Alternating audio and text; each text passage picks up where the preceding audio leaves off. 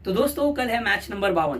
चिन्ना स्वामी stadium में कल मुकाबला खेला जाएगा आरसीबी वर्सेस सीएसके के बीच में। तो आरसीबी कल के मुकाबले को हारना नहीं चाहेगा।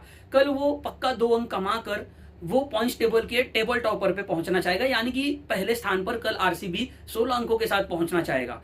वहीं पे अगर मैं बात करूं चेन्नई सुपर किंग्स की, तो अगर कल सीएसके आरसीबी को हराने में कामयाब हो जाती है तो कहीं ना कहीं वो थोड़ा सा सीएसके काम आसान कर देगी एलएसजी का और केकेआर का, और कहीं ना कहीं एसआरएच का भी। अगर एसआरएच आज जीटी को हरा दे तो वो कैसे, कि अगर हम ऑन पेपर कंपैरिजन करें और अगर हम देखें कि आरसीबी की batting lineup, Chennai super Kings की बैटिंग लाइनअप, आरसीबी की बॉलिंग अटैक, सीएसके की बॉलिंग अटैक, ओवरऑल टीम की अगर हम तुलना करें, कंपैरिजन करें, तो वहां पे दिख रहा है कि आरसीबी की टीम बहुत ही ज्यादा स्ट्रांग दिख रही है।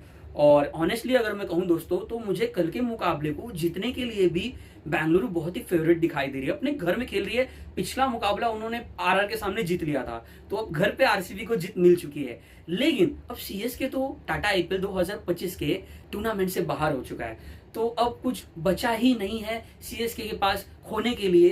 तो अब सीएसके के पास भी किसी बात का डर नहीं है। अब सीएसके को पता है कि यहाँ से हम बाहर हो चुके हैं, अब हम यहाँ से प्रिपरेशन कर सकते हैं, तैयारी कर सकते हैं अगले एडिशन के लिए। लेकिन यहाँ से सीएसके और क्या कर सकता है कि सीएसके यहाँ से फियरलेस इंटेंट के साथ क्रिकेट खेल सकता है, यानी कि हमारा बॉलिंग अटैक आके विकेट लेने के बारे में सोचे, हमारे बल्लेबाज आके एग्रेसिव होकर खेलें, विपक्षी टीम पे प्रेशर क्रिएट करें और 2 अंक कमाएं। उस 2 अंक से क्या होगा कि अगर कल आरसीबी चेन्नई सुपर किंग्स के सामने हार जाता है तो आप पॉइंट्स टेबल पे थोड़ा सा ध्यान दीजिए दोस्तों। उससे क्या होगा कि आरसीबी दूसरे स्थान पर ही बना रहेगा, या तो फिर दूसरे नहीं तो तीसरे पे। और जो नीचे की टीम्स हैं, जैसे कि आप देखिए दिल्ली कैपिटल्स 12 अंकों पे है, आप देख लीजिए लखनऊ सुपर जायंट 10 अंकों पे, केकेआर 9 अंकों के पे 9 अंक पे, और एसआरएच जो अभी भी इस टूर्नामेंट में जीवित है।